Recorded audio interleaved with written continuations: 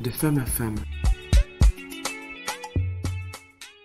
Bonjour, je suis Hélène. Tous les mardis, je vous invite à découvrir en toute simplicité les instants de vie d'une femme qui pourrait changer la vôtre. Ces témoignages ne vous laisseront pas indifférents. Bonjour à tous, j'espère que cette semaine a bien commencé. Personnellement, ça va très bien. D'autant plus que je reçois aujourd'hui une jeune femme que je trouve solaire et qui avait hâte de venir au micro. Et j'ai aussi hâte de découvrir ce qu'elle a à nous dire. Bonjour Stéphanie. Bonjour. Ben oui, tu es solaire. Ben, écoute, c'est waouh d'entendre ça, de se dire ok, voilà. Comment Mais, vas-tu? mais très bien, très très bien. Voilà, c'est ce que je disais, c'est que vraiment la pluie s'est arrêtée, donc pour le coup, c'est vraiment ça nous laisse le temps d'échanger. Tranquillement. Voilà. Voilà. Alors tu avais hâte, j'avais hâte. Mhm. Dis-nous vite ce que tu souhaites partager avec nous aujourd'hui.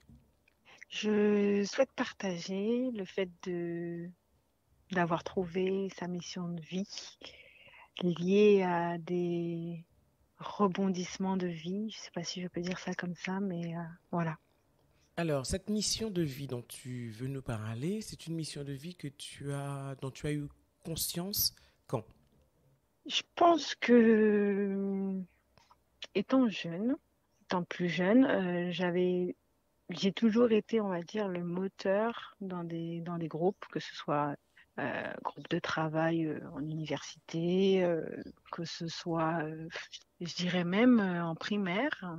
J'ai toujours fait en sorte, en tout cas, de motiver les gens, de booster les gens, et encore plus les femmes. Et quelles sont ces étapes qui t'ont permis d'arriver à cette conclusion? Je dirais un parcours de vie, mais au-delà de ça, j'ai le voyage. Vraiment, je pense que c'est une grosse partie de ma vie qui a été un peu la révélation. Et en même temps, c'est les différents échanges que j'ai pu avoir en voyage, dans le monde professionnel, qui m'ont permis de vraiment prendre conscience de ça, en fait. De me dire, oui, c'est ça, c'est ce que je veux faire, en fait. C'est ce que j'ai toujours voulu faire. Et voilà, ça, c'est une confirmation, quoi. Accompagner les femmes. Accompagner les femmes Et tu le à fais être. maintenant, tu le fais maintenant depuis combien de temps? Je le fais maintenant depuis, je dirais, ça fait à peu près plus de 7 ans dans le monde du travail. Vraiment dans des équipes, voilà, où on m'appelait sur des projets. Bah écoute, il y a une femme où ça se passe pas forcément bien au sein même de l'équipe.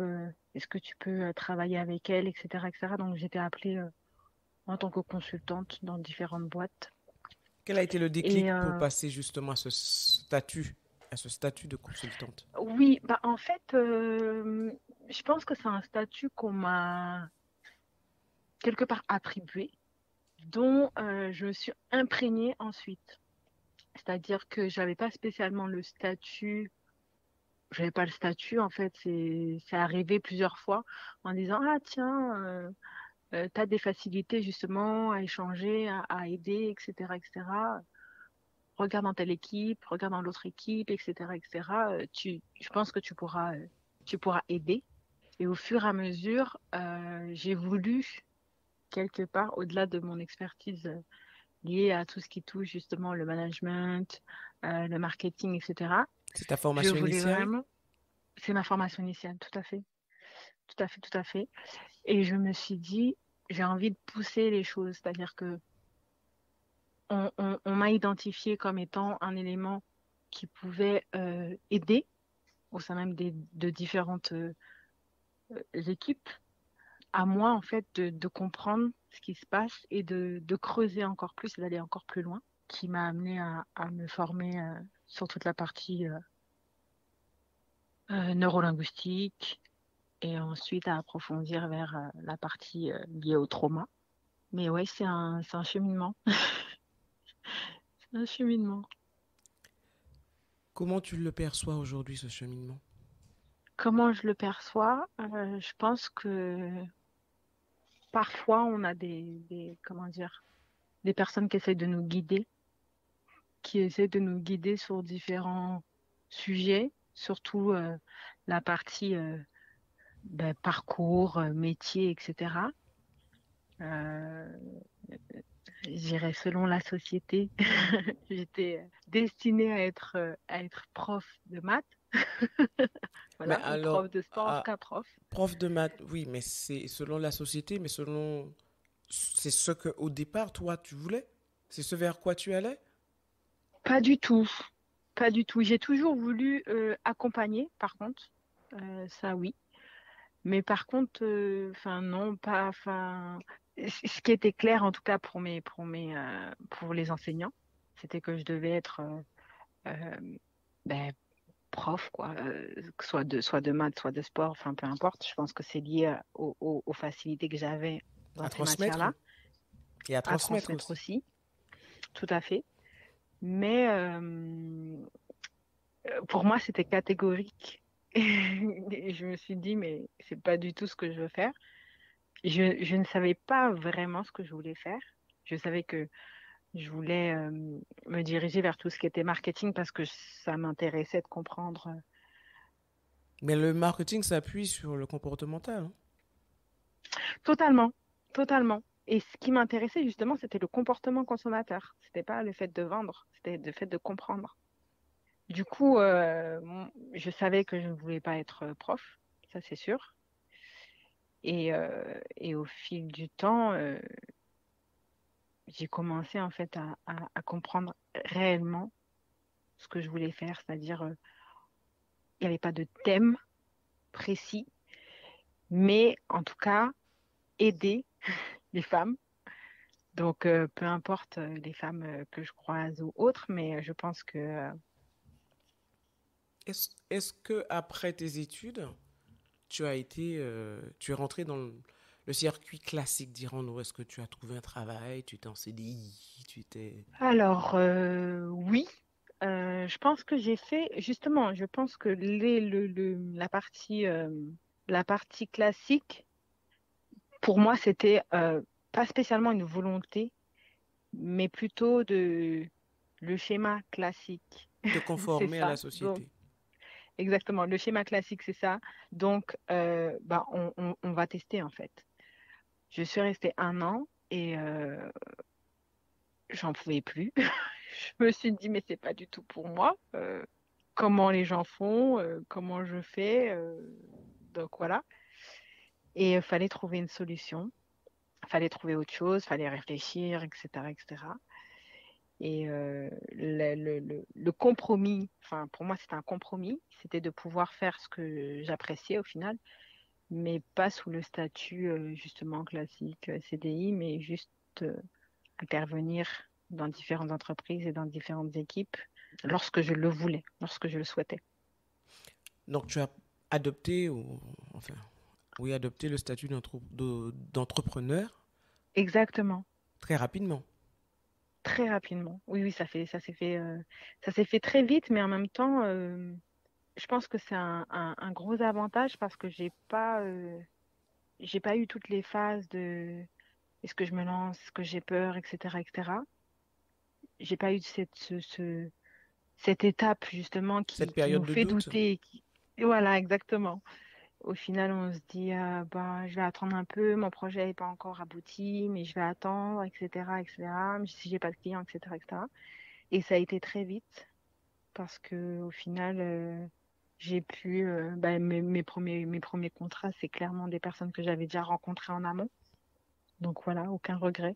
Je pense que si je devais recommencer, je recommencerais pareil. quels ont été les moments les plus délicats au cours de ce cheminement? Les moments les plus délicats, je dirais en 2000, je sais jamais si c'est 2018 ou 2017, en octobre, j'ai eu l'annonce d'une amie, son ex-mari l'a défenestré. Et je pense que déjà, ça a été un gros déclic pour moi. ce que je me suis dit. En général, on s'en veut souvent. On dit, mais on n'a pas vu, etc. Ça a été un peu une confirmation, déjà, je pense, en me disant, oui, ben, il faut pouvoir aider et il faut pouvoir justement libérer la parole sur certaines choses pour sauver, au final, plusieurs personnes. Il y a eu 2021 aussi. 2021, pareil, j'ai perdu une amie en juillet 2021 qui, euh, qui elle, s'est suicidée. Elle en avait marre. Elle avait marre elle en avait marre parce que sa vie n'allait pas comme elle voulait. Il y avait toute la partie justement de PMA, toute la partie relationnelle également qui n'allait pas.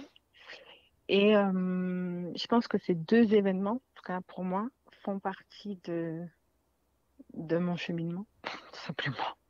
Font partie de mon cheminement, font partie de qui je suis aujourd'hui. Et je suis passée par plusieurs phases, en général, de colère, beaucoup de phases, enfin, beaucoup de parties liées à la colère. Mais Normal. ensuite, j'ai compris qu'il y avait autre chose, en fait, que ces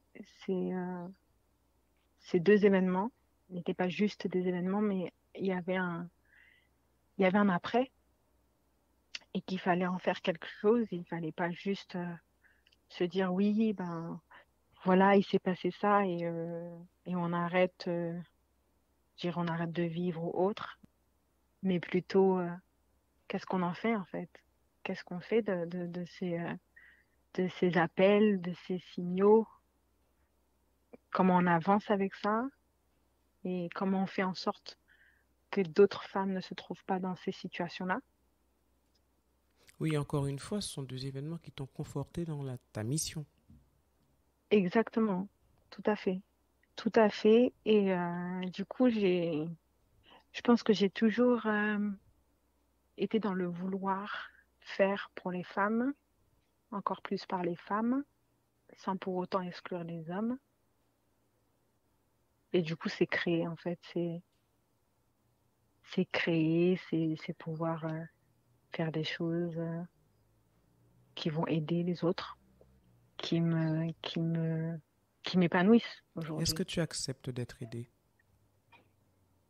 Est-ce que j'accepte moi d'être aidée? Oui. Oui, oui, oui, oui, tout à fait. Je prends la partie de moi qui, euh, qui est coach, j'ai envie de dire. Souvent, on réfléchit au fait que, justement, on est toujours le coach d'un coach. Et c'est pour ça que je prends aussi le temps d'échanger avec des coachs, de pouvoir parler de certains sujets. Ces sujets-là sont des sujets qui sont moins douloureux parce que, justement, j'ai fait ce travail-là, de pouvoir justement m'exprimer sur ces événements-là et d'en parler librement. Je pense que j'ai même dû choquer beaucoup de personnes parce que quelques mois après que ce soit arrivé, j'en parlais tout le temps. Mais c'était ma thérapie à moi. Et aussi le fait de pouvoir un peu changer son quotidien, je dirais. Donc vraiment de prendre soin de moi, de pouvoir avoir des moments, que ce soit yoga, voilà, que ce soit méditation, que ce soit voilà, des moments avec des thérapeutes pour pouvoir parler de différents sujets, dont ces événements-là. Euh, je suis consciente que justement, plus j'en parle, plus ça fait partie de ma thérapie. Euh, Est-ce que tu mais considères oui, être en paix avec ces deux événements aujourd'hui? totalement. Après, en paix, c'est un grand mot, mais oui, j'ai accueilli, j'ai pris le temps, j'ai pleuré, j'ai hurlé, j'ai insulté, voilà. Mais oui, totalement, parce que parce qu'au jour d'aujourd'hui, je m'exprime dessus et j'ai toujours une pensée pour ces deux femmes qui ne font que confirmer justement ma mission de vie. Et mais tu y penses avec affection, plus avec colère ou Exactement, tristesse. avec beaucoup, exactement. Non, avec beaucoup d'affection, j'ai souvent le sourire aux lèvres quand j'en parle parce que j'ai beaucoup de pensées pour elles. Dans les programmes que tu peux éventuellement mettre en place pour accompagner les femmes, puisque c'est ce que tu fais Mhm, aujourd'hui, tout à fait. elles sont la base, elles sont l'inspiratrice, Euh, ou en tout cas la motivation. je pense qu'au début, quand j'ai créé justement ces programmes-là, euh, il n'y avait pas encore eu ces événements-là. Donc, je pense elles m'ont guidée sur certaines choses, mais que la base elle-même a toujours été liée aux femmes et aux femmes plus entrepreneurs et business, dans le but d'allier le professionnel et le personnel, d'intégrer en fait du bien-être dans son business, hein, tout simplement. Et au fur et à mesure, je me suis rendu compte, parce que l'une était entrepreneur, l'autre pas, je me suis rendu compte que ça concernait les femmes en général. Pourquoi avoir voulu aller vers l'option combinée vie professionnelle, vie privée? Est-ce qu'il y a quelque chose dans ta vie qui te Mhm, dit oui, ce sont les femmes entrepreneurs, ce sont de ces femmes dont je dois m'occuper? mhm. Est-ce qu'il y a un événement dans ta vie qui t'a conduit à cela ou tu dis Euh, non bah, un événement, je dirais plusieurs, mais en fait, les gros événements, c'est lorsque j'ai décidé de démissionner avec mon super CDI et ma superbe situation. Voilà. Et en fait, pour l'histoire, hein, faire l'affaire courte, c'est que j'ai regardé un documentaire sur l'Argentine et j'avais envie d'y aller. Tout le monde autour de moi me disait que c'était dangereux, qu'il fallait pas y aller, etc., etc. Enfin, ils faisaient un peu le stéréotype de l'image qu'on a aujourd'hui de la Colombie. Moi, j'étais vraiment déterminée à y aller, en fait. C'est-à-dire que ça a tourné dans ma tête pendant une semaine. J'ai pris mon billet et je savais que dans quelques mois, j'allais y aller pour 3 semaines parce que j'étais quand même dans le CDI, mais dans l'idée d'avoir des vacances un peu avant, quoi. Et du coup, je me suis rendu compte sur place que c'était possible, en fait, et que c'était conseillé d'allier le business et le bien-être. c'était en Argentine ou en Colombie? En Argentine. C'est en Argentine. Ok. C'est en Argentine. Je prenais l'exemple de la Colombie parce Oui, par que beaucoup de rapport à personnes. l'image que les gens se font Voilà, de exactement. l'Amérique du Sud par rapport à la Colombie. Oui, oui, voilà. Et du coup, je me suis dit, il faut absolument lier le business et le bien-être. En tout cas, le fait de pouvoir voyager pour pouvoir avancer, en fait. Et Et en au fait, fur et à mesure, c'est quelque chose qui t'a toujours guidé?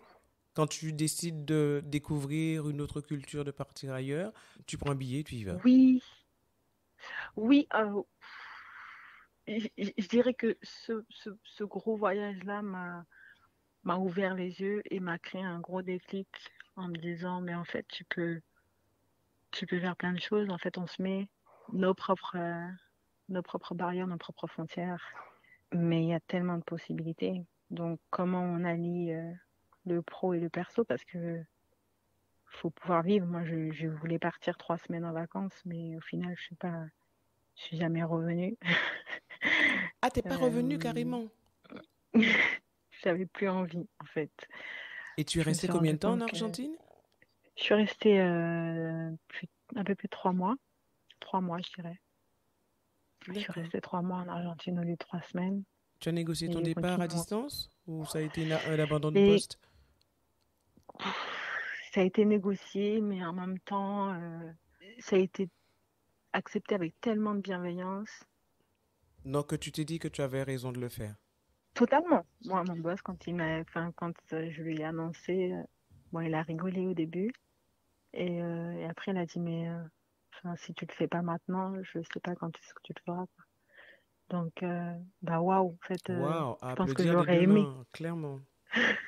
Il dit, je pense que j'aurais aimé avoir eu justement le courage de le faire. Donc je me suis dit, ok, bah, enfin, de toute façon, quoi qu'il arrivait, je voulais pas rentrer, donc c'était très très clair dans ma tête.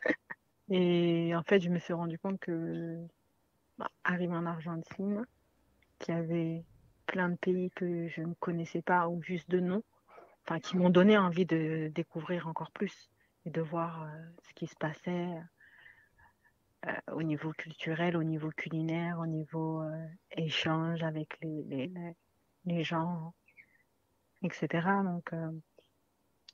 Donc oui, je me suis, on va dire, écoutée, autorisée à ne pas écouter les autres, en fait. C'est-à-dire, À t'écouter oui, toi. mais tu peux pas. Mais oui, parce qu'on nous dit souvent, mais t'as une bonne situation, il faut que tu reviennes. Comment a réagi Qu'est-ce ta que tu famille? fais? Ah, c'était très compliqué parce que quand j'ai annoncé que j'allais en Argentine, personne ne me croyait. Donc, on a tous un groupe WhatsApp avec la famille, voilà, en général. Et en fait, un mois après, ils ne me croyaient toujours pas. Donc, j'avais abandonné l'idée de transmettre l'information. Et le jour J, en fait, j'ai envoyé un message en disant, bon, si vous n'avez pas de nouvelles de moi d'ici 13 heures, c'est normal. Je suis dans un vol pour l'Argentine. Et j'ai éteint mon téléphone parce que je me suis rendu compte que ce qu'ils allaient me transmettre ou ce qu'ils allaient me communiquer n'allait en aucun cas me motiver, ou en aucun cas, En tout cas, ça n'était pas l'énergie dont tu avais besoin c'est ça, au moment de c'est monter dans ça, l'avion. tout à fait. Donc j'ai préféré ne pas savoir et attendre une fois arrivé. Et Et je là, pense que c'est la meilleure décision. Donc là, bah, au bout de 3 semaines, bon, bah maintenant il faut que tu rentres. C'était bien l'Argentine, mais il faut rentrer. En fait, non, je n'ai pas envie de rentrer. Il y a d'autres choses à voir. Il y a l'Uruguay, le Brésil, la Bolivie, le Chili, le Pérou, etc. tu as fait toute Donc, l'Amérique du Sud? j'ai fait une grosse partie. Les seuls pays que je n'ai pas visités sont le Paraguay, Guyana, le Suriname, la Guyane, que je n'avais pas visité, et le Venezuela. Et ton Et périple en Amérique sud-américain centrale, a duré combien de temps? 1 an et demi. Tu en es revenu renforcé de tous ces échanges, de toute cette culture, de toutes ces cultures que tu as pu découvrir. Oui, je suis revenue déjà avec une autre vision du monde. Et en même temps, je suis revenue en me disant, écoute, tu as traversé une dizaine de frontières, c'est pas une dizaine d'entreprises qui vont justement te refuser ou autre pour un poste, qui vont te faire peur. Donc, effectivement, je suis revenue changer, autre. Quel âge avais-tu quand tu as fait ce périple? Je crois que j'avais 22 ans, 23 ans par là. D'accord. Quel message tu veux faire passer aux femmes aujourd'hui, Stéphanie? Mon message, c'est déjà, si vous avez envie de faire des choses, il faut mettre en place des choses, en tout cas faire en sorte de structurer, c'est-à-dire il faut arrêter de se dire que demain on aura la possibilité, que quand on sera à la retraite, on pourra, vous savez jamais, personne ne sait ce qui peut se passer. Et en même temps, j'ai envie de dire aux femmes de faire des choses pour elles, parce qu'en général, on met beaucoup de choses de côté, que ce soit pour sa famille, qu'on ait des enfants ou pas d'ailleurs, hein, mais de faire des choses pour elles et de s'écouter. Si elles ont envie de faire des choses en grand, de le faire, même s'il y a des petites voix qui sont toujours là en disant qu'elles ne sont peut-être pas capables ou autres. Est-ce que tu es heureuse aujourd'hui? Est-ce que je suis heureuse aujourd'hui? Oui, oui, parce que j'ai décidé en 2022 que j'étais fatiguée d'être dans des zones qui ne me correspondaient pas, trop urbanisées ou autres.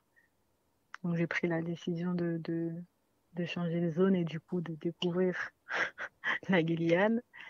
Mais totalement, en fait, c'est clairement aligné en fait avec ce que je prône et ce que j'invite en fait à faire au quotidien.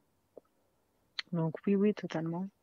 Totalement, je ne sais pas où je serai en 2023, ni en 2024 ou autre, mais en tout cas, mes choix de vie actuels sont complètement alignés avec qui je suis aujourd'hui. Oui, parce que j'ai l'impression que pour que tu sois complète, il Mhm. y a toujours cette part de voyage qui traîne dans le coin. Ah oui, ça, c'est partie intégrante. Dans la famille, je suis la globe-trotteuse. Donc, Bon, maintenant, ils s'inquiètent plus, hein, quand tu leur dis je vais prendre ah l'avion, ils se disent non, OK. non, non, ils s'inquiètent plus. Ils ont plus aucune inquiétude. Ils se disent, bon, elle a survécu en Amérique latine, elle pourra très bien survivre ailleurs. Mais c'est bien. Je pense que c'est, oui, je pense que c'est important parce que, bon, bien évidemment, les parents s'inquiètent toujours, mais Ce sont des parents, tout simplement. voilà, mais le degré d'inquiétude n'est plus le même. Et tu connais ta prochaine destination? Pas encore. Tu m'as dit tu ne sais pas où tu termines 2023. Pas du tout. Pas du tout. Au détour Pas d'un du tout. reportage sur Netflix ou Voilà, ailleurs. ça peut être exactement. Ça peut être un reportage. Je me rappelle d'une publicité où la dame faisait tourner la map monde et Ah oui, oui, oui. C'était je pour me le suis dit mais loto, je pourquoi crois. pas? C'était pour le Oui, voilà. loto. Et je me disais mais c'est exactement, je pense que ma prochaine destination, je la choisirais comme ça parce que potentiellement ça va me permettre de découvrir une destination auquel j'aurais jamais pensé ou peut-être auquel je ne serais pas dit que je devrais y aller. Donc, Mhm. pourquoi pas? Tu donnes envie de s'accomplir. Et c'est ce message, je crois, que tu as envie de faire passer. Mais C'est oui, que les femmes aient le courage de c'est ce que je s'accomplir. souhaite. Totalement, totalement. Merci d'avoir partagé ça avec nous, Stéphanie. Merci, merci, merci à vous. Je ne vais pas te souhaiter plein de voyages, parce que dans tous les cas de figure, ils seront là, hein. Donc, je te souhaite surtout de beaux accompagnements. Merci, merci beaucoup. Et te féliciter d'être la femme que tu es, qui a priori est en phase avec ce qu'elle est au fond. Et ça, Mhm. c'est magique. Ouais, Qu'est-ce on ne qu'on se peut rend te pas souhaiter d'autre? forcément compte. Qu'est-ce qu'on peut me souhaiter d'autre? Bah, de la santé. Moi, c'est ce qu'il me faut. Je pense que sans ça, on n'est rien, hein. Mhm. Donc, vraiment de la santé et encore des rencontres, de belles rencontres. Je pense que c'est ce qui permet aussi Et c'est ce qui te nourrit. de pouvoir être guidé, d'être nourri. Oui, tout à fait. Alors, je te souhaite de très, très belles rencontres et te remercie vraiment Merci. d'être venu à mon micro. Merci beaucoup. On se dit à bientôt. À bientôt.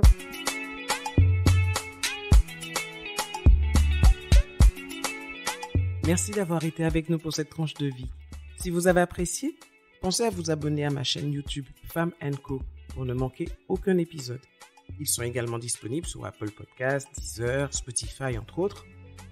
Alors likez, donnez un maximum d'étoiles, laissez vos commentaires et surtout partagez. À la semaine prochaine. En attendant, prenez soin de vous.